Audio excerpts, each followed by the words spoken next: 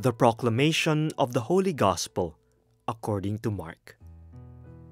Again Jesus left the district of Tyre and went by way of Sidon to the Sea of Galilee, into the district of the Decapolis. And people brought to him a deaf man who had a speech impediment, and begged him to lay his hand on him. He took him off by himself away from the crowd. He put his finger into the man's ears, and spitting, touched his tongue. Then he looked up to heaven and groaned and said to him, "Ephphatha," that is, "be opened." And immediately the man's ears were opened. His speech impediment was removed, and he spoke plainly. He ordered them not to tell anyone, but the more he ordered them not to, the more they proclaimed it. They were exceedingly astonished, and they said, "He has done all things well. He makes the deaf hear and the mute speak." The Gospel of the Lord. Our Gospel for this Sunday comes from the Gospel of St. Mark. We have been reflecting on how God, the God who is love, restores communion. In the first reading from Isaiah, the sin of Israel, sin which is a break with God, cutting off a relationship of communion with God, is healed by God Himself. God promises restoration. And it is not just a return to the land that He had given to Israel. It was a return to a life of communion with God, with each other, with creation. And this promise of communion is depicted in terms of the deaf hearing again, the mute speaking, the lame walking and jumping, and the desert, the dry desert, being fruitful. Communion. God offers it, for God is love. In the second reading, St. James warns us of one form of blindness that breaks communion. It is egoism, leading to favoritism. We look at human beings based on who is more dignified according to the criteria of the world, and who could be useful to me. And so the poor, the little ones, are neglected and unjustly treated. St. James tells us that that is corruption. That is not the way that Jesus offers to us. So communion, respecting every person, removing from our minds and hearts this pragmatic, functional view of others, leading us to favoritism, which in the end serves my interest alone.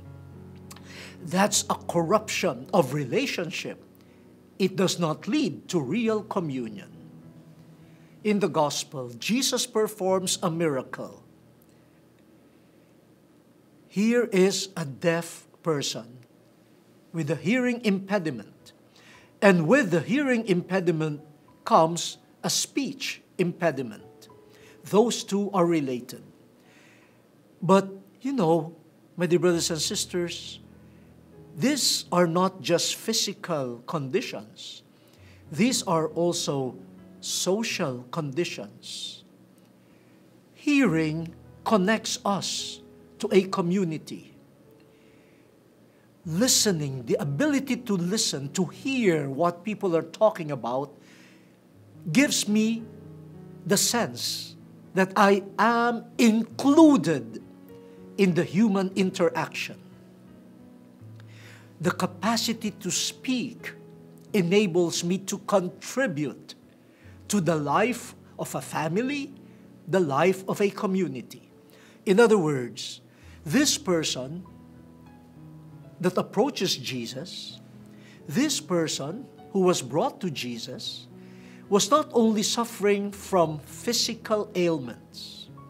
These persons have been suffering probably more deeply on account of the exclusion from communion. And I should say, Jesus, the healer, definitely would want to restore the physical health of this person. But more than that, what Jesus wants to restore is the communion, the integration of this man within the community. And in him, hopefully, the prophecy in Isaiah would be fulfilled. Jesus does something. How does he fulfill the prophecy in the first reading? This deaf mute who has been in exile, unconnected to the community, how will Jesus restore him to communion? He touches the ear of the person, and with spittle touches the tongue of the person. This is significant. Jesus is powerful enough to just declare, restore your sight, your hearing would be restored, your capacity to speak could be restored. No? He could have said it just like that, plainly. But he chose to touch. This is, again, a symbol of the incarnation. The Son of God, the God of communion, entering the human condition, touching the ear, touching the tongue, entering these areas of exile, entering these spaces where communion needs to be restored. Flesh and blood now experiences the Word of God made flesh. And with the power of the Word, touch and Word be opened. The deaf mute was not only restored to health, but restored to the community. Even if Jesus had told them no word at all about this person and the other witnesses now have seen something that was related to the prophecies of old. And the event was so good, it was good news. The tongue is loosened. And they just had to go around proclaiming what they have seen, heard, and experienced. My dear brothers and sisters, the restoration of communion leads to mission, a wider communion. It's not enough that they had experienced God acting in Jesus. They had to share it to a bigger community. And so, mission is another manifestation of communion.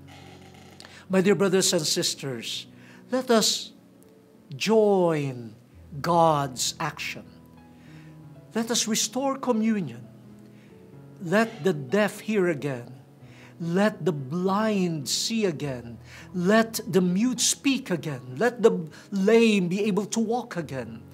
Through us, may people experience the nearness of God. But we should admit, we are also in need of healing. Maybe the deaf, the mute are not out there. Maybe we are the ones who need to be healed in order to become agents of communion.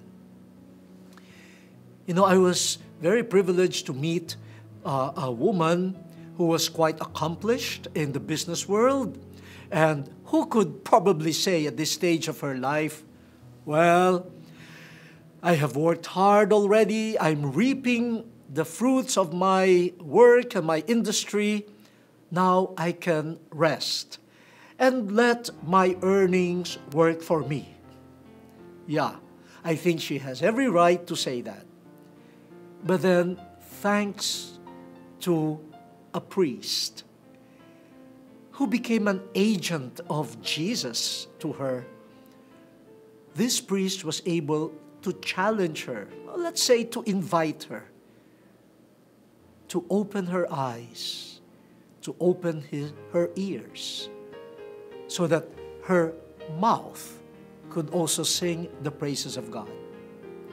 The priest was able to bring her to a community of informal settlers. At first, she was afraid. She said, "Could I stand the stench? Would I be safe there?" But she trusted the priest enough. And there, it was as though Jesus touched her ears and her mouth. Now, she could not stop speaking about the children, the mothers, the fathers in that area that she now considers her brothers and sisters and her own children and grandchildren. She has invested her earnings not anymore for further profit, but for them. And when she remembers them, you could see this person has gotten out of her shells, out of favoritism, to a life of communion. That's good news. The word has been exposed. Let us now fulfill it.